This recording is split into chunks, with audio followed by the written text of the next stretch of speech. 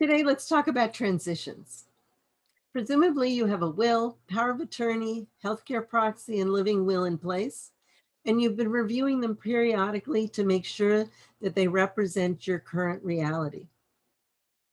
In addition, hopefully, you've been working with your financial advisor to make sure that your portfolio strategy reflects your needs now and in the future.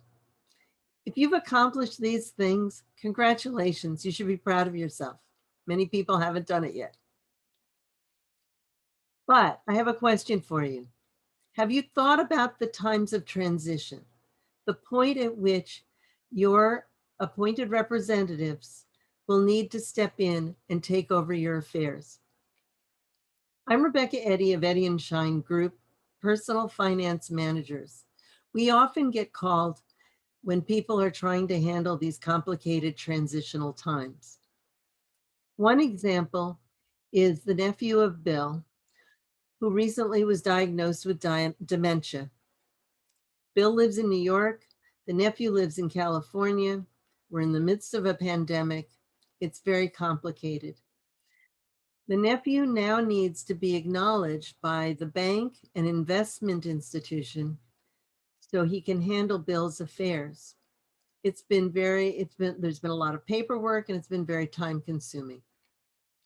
Wouldn't it have been helpful if Bill had ahead of time worked with his bank and investment firm to appoint the nephew as the power of attorney and have them acknowledge him as Bill's representative? It would have made the transition seamless. Another kind of transition is when someone passes away. Jane recently died, and her executor has had to step in and plan her funeral. Fortunately, Jane was one step ahead of her and had purchased a funeral pre-plan where she had identified what she wanted to do with the disposition of her body, the memorial for herself, and her paid announcement in the newspaper. So all the executor had to do was contact the funeral parlor and start that process going.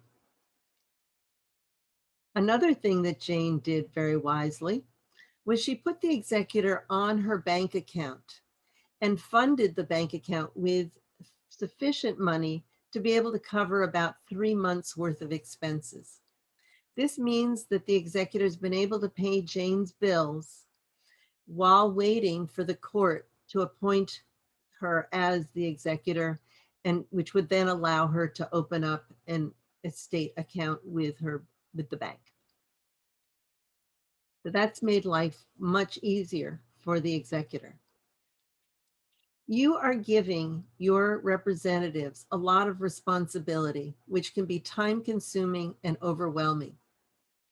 Talk to your attorney, your accountant, your financial advisor, the funeral parlor, your healthcare proxy, and your executor about what those transitions might look like. By having these conversations and planning ahead, you can help your representatives have an experience of handling your affairs that's less time consuming and less stressful.